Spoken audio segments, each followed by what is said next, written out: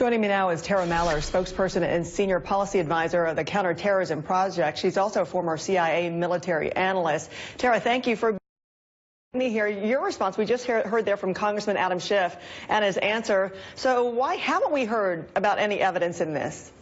Sure. Well, we've heard a bit of evidence, but we're not going to hear the very detailed specifics in terms of the classified sources and methods that were used to obtain the information.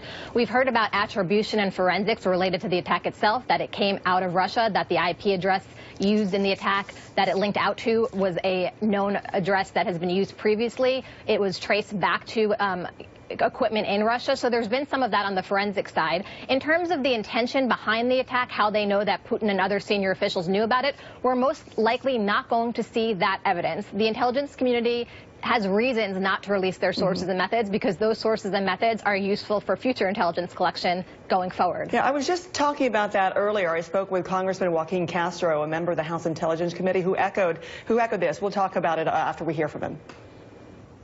You'd have to reveal sources and methods, and when you do that, essentially the hackers would figure out how you're catching them, not just those hackers, but others, and that will compromise our ability to go after other people in the future. All right, how much would that compromise be? Sure. Well, there are a number of ways this information could have been obtained. Again, I don't have access to classified information, but I can tell you in the realm of intelligence, there's different types of intelligence. There's human intelligence, a source that was able to give our intelligence agencies this information. There could have been a cooperating intelligence agency who received the information from a source, or the United States. It could have been signals intelligence or intercepted in some way. There's a variety of ways that this could have been obtained. And if you disclose the way that it was obtained, you essentially are going to shut off that channel by which you're receiving information, and you're going to compromise the value of that source going forward. And also, it's probably better that we let the Russians sit and wonder how we got this information. That probably is actually a bit more worrisome to them going forward. Right, but as far as the American public and so many people who are wanting that proof in some form, like, what is this evidence? What does it consist of? Is there anything more, just anything, a little tidbit that the intelligence community could provide us with not necessarily blowing everything else with investigations down the road with other hackers?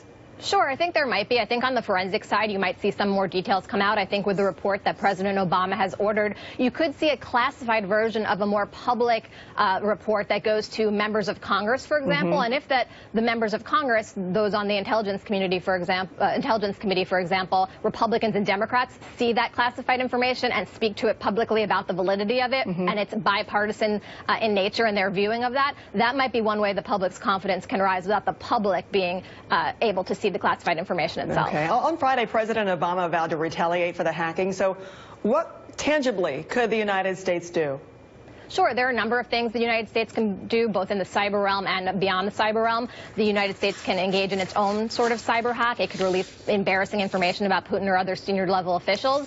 It can do another type of cyber attack with the caution that it doesn't want to escalate this into what we call a sort of tit-for-tat spiral of escalation, so that's something to be worried about. It could do something privately and covertly that we don't necessarily even know they do. It could do something more publicly, or it could do additional sanctions on Russia, and that is something the president's going to have to weigh. It's the closing days of his administration, and then it'll be up to President Trump to sort of respond if additional response is necessary. And depending on his views on Russian cyber hacking, we may see a different response from him once he takes office. Your first scenario, could you see that actually happening, that the United States retaliating by doing its own, coming out with its own information, something that would be embarrassing or hurtful to Vladimir Putin?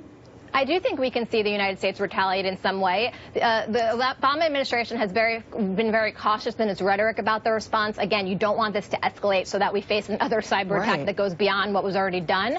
But I do think you could see something we call a proportionate response, something on par with the Russian attack. Again, that might not be clearly attributable to the United States. Part of a successful cyber attack is not always necessarily knowing if, when, and where, and how it's going to be done. So it remains to be seen if we'll be sitting here chatting about it in the upcoming weeks, or if perhaps the Russians will see something on their end that we may not even be privy to. You'll know, because you'll be getting a call from us to come back and talk about it. I appreciate it. Fascinating insight.